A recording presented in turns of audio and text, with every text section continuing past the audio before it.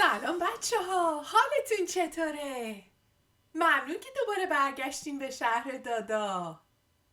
وای چه هوای خوبی امروز. پرنده هم دارن آواز میخونن. چه آفتاب قشنگی. آخه چه میوه های خوشمزه‌ای. به به، اون پرتقالا رو ببینین. اینجا که یه مغازه گل فروشیه. آهان، یادم اومد. امروز یه روز تعطیله. مامان و دادا اومدن برای خرید خونه. مامان و دادا بعد از اینکه خریدشون تموم شد اومدن خونه، به همدیگه کمک کردن تا همه خریدا رو با هم جابجا کنن. وقتی هر چیزی رو گذاشتن سر جاش با همدیگه یه غذای خوشمزه درست کردن و نشستن با هم شام بخورن. نترسین، خورخور رو یادم نرفته. خورخورم همین جاها یه جا داره چرت میزنه. خور و خور. شامشون که تموم شد دادا رفت تا دندوناش رو مسواک بزنه. آفرین، چه پسر گلی. مامانم رفتش توی اتاق کتابخونه تا یه قصه جدید برای دادا انتخاب کنه. اگه گفتین چه قصه ای؟ قصه اداره مخصوص اشیاء گم شده. وای، من این قصه رو قبلا شنیدم، خیلی دوستش دارم، اما دلم میخواد یه بار دیگه با شماها بهش گوش کنم. بریم بشنویم. یه نفس عمیق بکش، حواستو جمع کن که میخوام برات یه کتاب بخونم. کتاب اداره مخصوص اشیاء گم شده. ایستگاه حسابی شلوغ پلوغه. مامان دستمو محکم گرفته و منم دست عروسکم تدی رو محکم گرفتم. داریم با قطار میریم خونه بابا بزرگ. قطار تو یه عالمه ایستگاه میسته. بعضیا پیاده میشن و کلی آدم دیگه هم سوار میشن. یعنی این همه آدم کجا میخوان برن؟ یه دفعه مامان میگه این ایستگاه باید پیاده بشیم. با عجله از قطار پیاده میشیم و درهای قطار محکم پشت سرمون بسته میشه. تو ایستگاه یه دفعه متوجه میشم که تدی پیشم نیست. صدای سوت قطار بلند میشه. من و مامان قطار رو تماشا میکنیم که ایستگاه رو ترک میکنه، در حالی که هنوز تدی سوارشه. مامان میگه نگران نباش، دوباره تدی رو پس میگیریم. بدون تدی تو خونه بابا بزرگ نشستم و حسابی قصه میخورم. بابا بزرگ یکی از اسباب بازی‌های قدیمی مامانو برام پیدا میکنه که بغلش کنم. یه عروسک خرسی، ولی اصلا شبیه تدی نیست. اون شب وقتی میخوابم خواب تدی رو میبینم. تو خواب تدی منو به یه جای خاص میبره. یه جور اتاق جادویی که همه چیزایی که گم و گور شدن اونجا هستن. اتاق پر از چیزایی که آدما یادشون رفته یا جا گذاشتن. توی اون اتاق همه چیزایی رو که تا حالا گم کردم پیدا میکنم.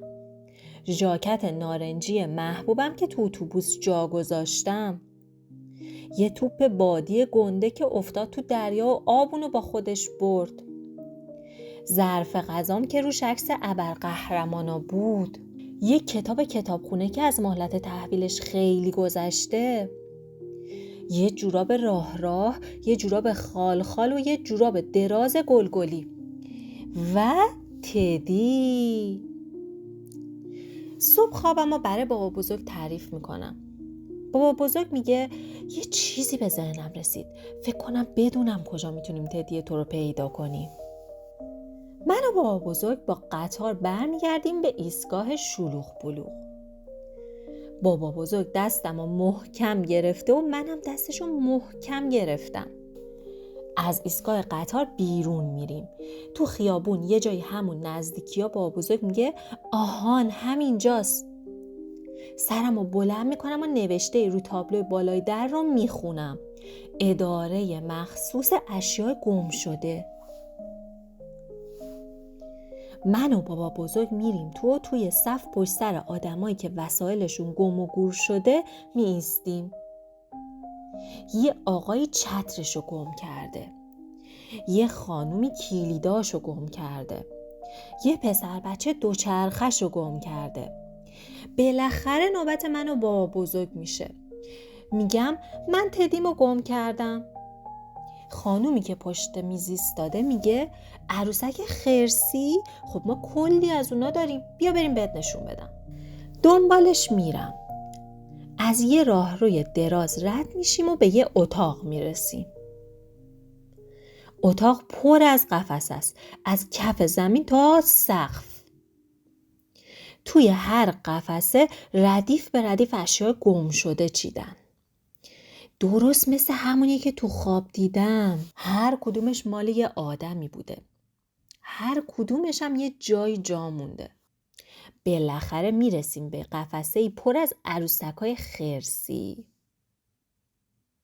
خرسای زرد گنده، خرسای کوچولوی صورتی، خرسای کهنه، خرسای نو، خرسای پشمالو و خرسای زشت.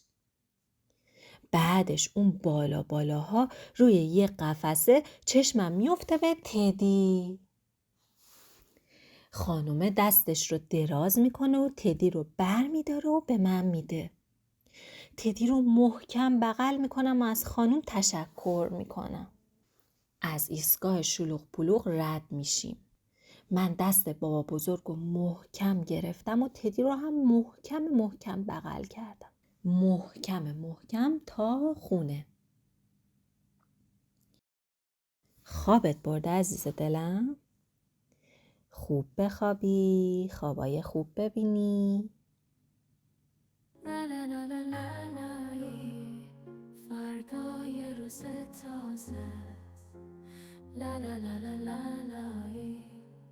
گو همه آرزوهای منی. فردای روز تازه به خواب عزیزم نفسم. بذار آرامش بگیره قلبت، رویای شیرین تو چشمات پر بشه.